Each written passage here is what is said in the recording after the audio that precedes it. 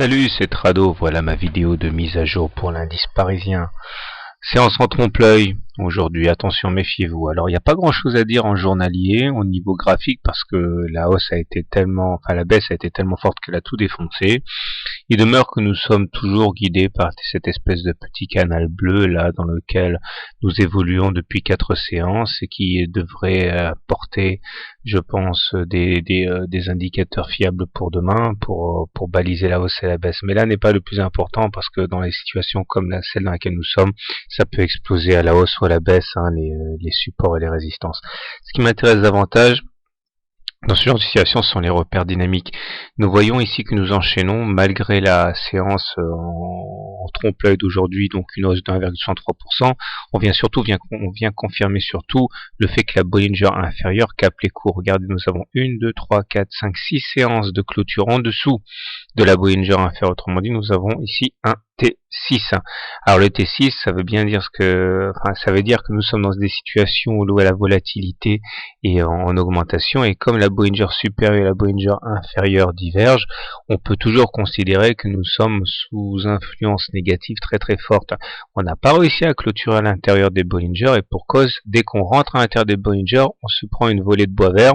Regardez ce qui s'est passé sur toutes les séances, depuis 6 séances. Chaque fois qu'on a essayé de clôturer à l'intérieur des Bollinger, on s'est fait rembarrer. Donc méfiez-vous, le 1,6% ici est flatteur par rapport au résultat final. On ajoute à cela le fait que la M20 et la M7 sont décroissantes au-dessus des cours, et on voit bien que nous sommes incontestablement sous emprise négative. Les indicateurs techniques ne vont pas me contredire.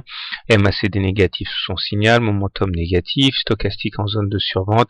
Franchement, pas grand-chose à se mettre sous les dents pour les haussiers, si ce n'est peut-être la forme de la bougie encourageante d'aujourd'hui, puisque on a une mèche basse qui est très très longue, ce qui veut dire que on a parcouru du chemin depuis les plus bas, ou encore que les plus bas ont été rachetés.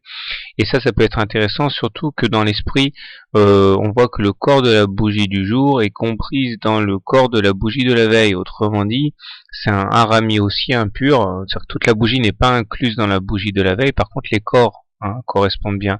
Et ça, c'est un signal haussier à relativiser à la lumière de ce qu'on vient d'annoncer. Mais bon, méfiez-vous si vous voulez shorter à tout crin. On a une première alerte pour les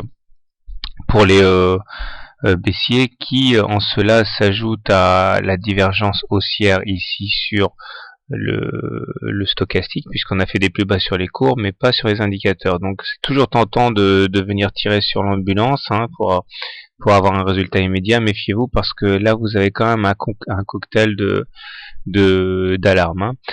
Plus important pour moi également, ce sont les unités longues, parce que comme malheureusement j'ai pas grand chose à vous offrir au niveau des supports de référence en journalier, vu que tout a pété, un petit détour du côté de l'hebdo semble montrer de manière un peu plus classique que nous avons visité le bas du canal noir, donc on est bien sur une zone de support graphique, même si effectivement on voit que en hebdo la semaine n'est pas terminée, ça vous aura pas échappé, mais on n'a pas encore là non plus intégré les Bollinger, l'intérieur des Bollinger, donc on est là aussi sous influence négative.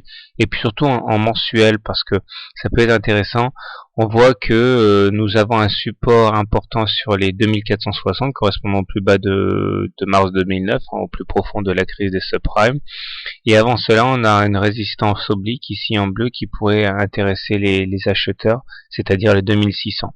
Voilà, donc ne vous laissez pas leurrer par la séance du jour, rien n'est fait, et si une hausse se dessine et se confirme demain, pour l'instant ce n'est qu'un rebond technique.